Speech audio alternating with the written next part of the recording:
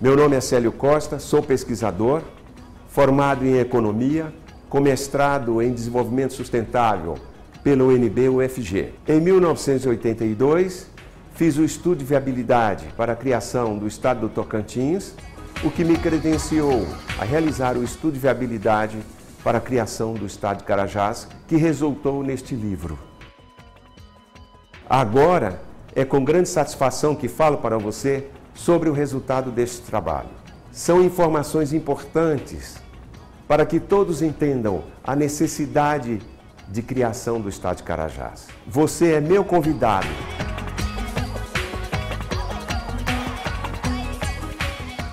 O Estado de Carajás vai atenuar os desequilíbrios regionais, além de posicionar melhor o Norte no concerto federativo. E, além disso, sua criação não acarretará ônus à União, nem causará prejuízo ao Estado do Pará. Então vamos aos números e aos fatos para entender melhor. Para tanto, vamos analisar os exemplos dos estados que foram desmembrados recentemente, como Mato Grosso e Mato Grosso do Sul, Goiás e Tocantins. Esse gráfico mostra a evolução do PIB, isto é, da riqueza no Brasil, no período de 1995 a 2007. A linha preta indica o crescimento médio da economia brasileira. A lilás, o Mato Grosso do Sul, a azul, de Goiás, a marrom, do Tocantins e a verde, do Mato Grosso. Esse gráfico demonstra que os estados que passaram por desmembramento cresceram acima da média nacional, tanto a área desmembrada como o estado cedente. Vamos analisar o caso Tocantins, antes e depois da emancipação. O número de vagas do ensino superior passou de 0 para 19 mil vagas. A malha rodoviária asfaltada, de 200 quilômetros para mais de 6 mil. A capacidade instalada de energia elétrica passou de 30 mil para quase 2 milhões de quilowatts. Hoje, o Tocantins tem 93% dos domicílios com iluminação. A água tratada, de deficitária, passou a atender 100% dos domicílios. Em 13 anos, de 1995 a 2008, a taxa de pobreza absoluta no Tocantins caiu de 65,3% para 39,6%. E o número de municípios passou de 60 para 139. Vejamos Goiás, antes e depois do desmembramento. O PIB passou de 14º para 9º lugar no ranking dos estados. Passou a ser referência em indústria na federação, tem a primeira indústria de medicamentos genéricos, 3 indústrias automobilísticas e 1 de máquina agrícola, a 4ª indústria de álcool está em Goiás, a 4ª indústria de bens minerais, com fosfato, níquel, ouro, amianto, a 5ª indústria de energia elétrica, com quase 10 milhões de quilowatts, a 6ª indústria de açúcar, além de sediar um polo de confecções competitivo no país, passou a ser referência em agronegócios na federação, sendo o 4º maior produtor de grãos, com mais de 13 milhões de toneladas, o 3º maior produtor de leite, com 2,8 milhões de litros, e o 4º maior rebanho de bovinos do país, com 21 milhões de cabeças. Vamos ver como o estado de Carajás ficará situado no contexto da federação.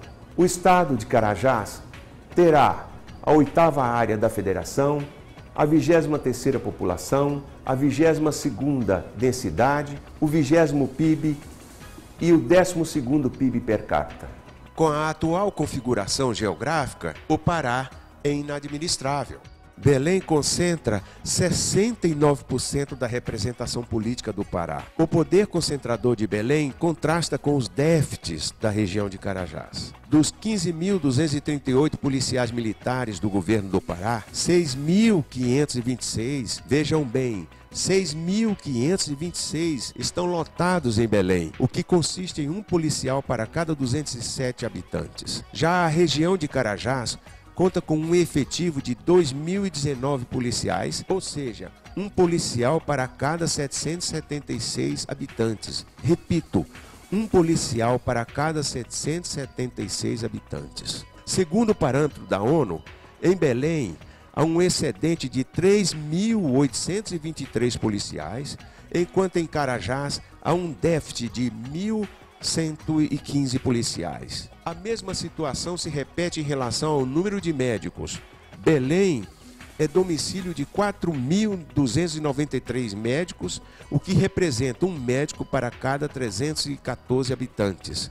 Em Carajás, há 541 médicos, ou seja, um médico para 2.896 habitantes. Segundo o parâmetro da Organização Mundial de Saúde, há um excedente de 2.941 médicos em Belém e um déficit de 1.026 médicos em Carajás. Vamos tratar de alguns mitos e verdades.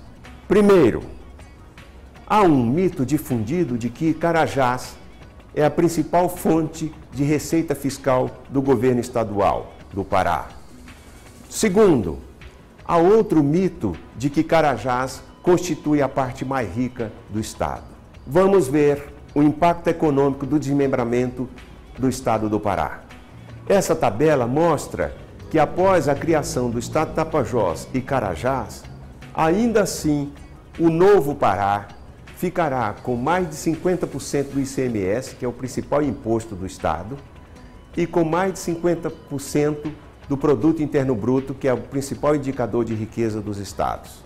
Vejam só que a Grande Belém tem uma riqueza do tamanho do estado do Carajás, enquanto que Belém, apenas Belém, tem 26% da riqueza do estado, o que representa mais de 2 vezes a riqueza do estado de Tapajós.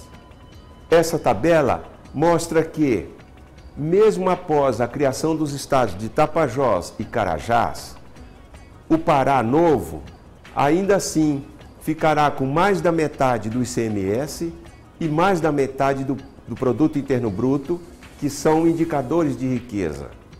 Portanto, os números indicam que a parte mais rica do estado ficará no Novo Pará. Um outro mito é o que Carajás não será viável financeiramente. Isso não é verdade. Vejam, na tabela aparecem as seguintes rubricas: receita total de 5 bilhões e 800 milhões de reais, constituída de receita corrente, que é constituída de impostos e transferências constitucionais da ordem de 2 bilhões e 700 milhões, uma receita de capital com operações de crédito de 3 bilhões e 100 milhões e uma despesa total de 4 bilhões e 900 milhões de reais, que por sua vez é constituída da despesa corrente com pessoal, custeio e transferências constitucionais da ordem de 1 bilhão e 800 milhões de reais, uma despesa de capital que constitui de investimentos, inversões e outras despesas de 3 bilhões e 100 milhões de reais e, por último, um superávit, que é a diferença entre a receita total e a despesa total, da ordem de 900 milhões de reais. Minha gente, os números aqui apresentados foram obtidos a partir de critérios científicos rigorosos, a partir do balanço orçamentário do governo do Pará, a preços de 2008, como consta do site da Secretaria do Tesouro Nacional. Portanto, os números indicam que Carajás é plenamente viável do ponto de vista econômico e fiscal. E isso é verdade, não é mito. Do ponto de vista do Produto Interno Bruto, um indicador de riquezas, o estado de Carajás estará à frente de 8 estados da federação. Vamos conferir. Segundo dados do IBGE de 2008, o Carajás tem um PIB de 19,6 bilhões de reais. Para termos uma noção mais detalhada da viabilidade econômica de Carajás, vamos ao ranking nacional do PIB per capita, que é um outro indicador de riqueza. O estado de Carajás está à frente de 16 estados brasileiros. Entre esses estados, nós temos Goiás, a Bahia, Pernambuco e Ceará. Esses números indicam que Carajás é viável. Senão, teremos que fechar a porta de 8 estados do Brasil. O setor industrial responde por mais da metade do PIB de Carajás. A indústria minero-siderúrgica é a locomotiva da economia de Carajás. Seu parque industrial conta com 10 siderurgias de ferro-gusa, uma refinaria de aço em funcionamento e mais 2 em implantação. A força da economia de Carajás não se restringe ao setor mineral. Ele é também competitivo em agronegócios. Por exemplo, ele ocupa posições de destaque no contexto da produção agropecuária dos estados. É o terceiro colocado na produção de abacaxi, com 221 milhões de frutos produzidos, o terceiro na produção de goiaba, com 18,4 mil toneladas, o quarto na produção de cacau, com 10 mil toneladas, tem o 9º rebanho bovino, com mais de 10 milhões de cabeças, também ocupa a 13ª posição na produção de coco da Bahia, com mais de 24 milhões de frutos, a 13ª posição na produção de café em grão, com 3,3 mil toneladas. Os fundamentos financeiros indicam que Carajás terá sustentabilidade e governabilidade enquanto Estado. Além disso, o novo Estado de Carajás estará sob a égide da Lei de Responsabilidade Fiscal, que impõe regras e limites ao setor público, o que vai impedir o inchaço de funcionalismo e o endividamento exagerado como houve nos estados brasileiros outrora. A criação do Estado de Carajás, portanto, vai trazer mais receita para uma região, e, além disso, trará segurança pública, porque a ordem pública é uma atribuição do Estado. E onde o Estado está ausente, a ordem pública é precária. Carajás não é um problema para o Pará.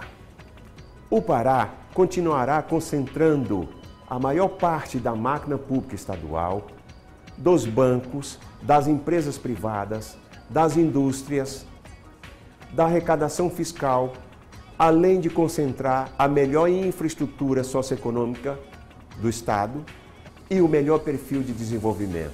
Vamos aos bônus da criação do Estado de Carajás. O governo do Pará ficará desonerado do custeio e dos investimentos na área emancipada, concentrando recursos e esforços na área remanescente. Haverá descentralização da administração pública estadual, com a economia de recursos públicos e redução de custos administrativos. Além disso, haverá abertura de mercado com nova fronteira econômica, que será propícia às empresas também do Pará, que poderão investir naquela região. Teremos a Universidade Federal de Carajás para uma legião de jovens estudantes, inclusive os do Pará. O Carajás vai atenuar incoerências do Pacto Federativo e desequilíbrios regionais que hoje é gritante no país.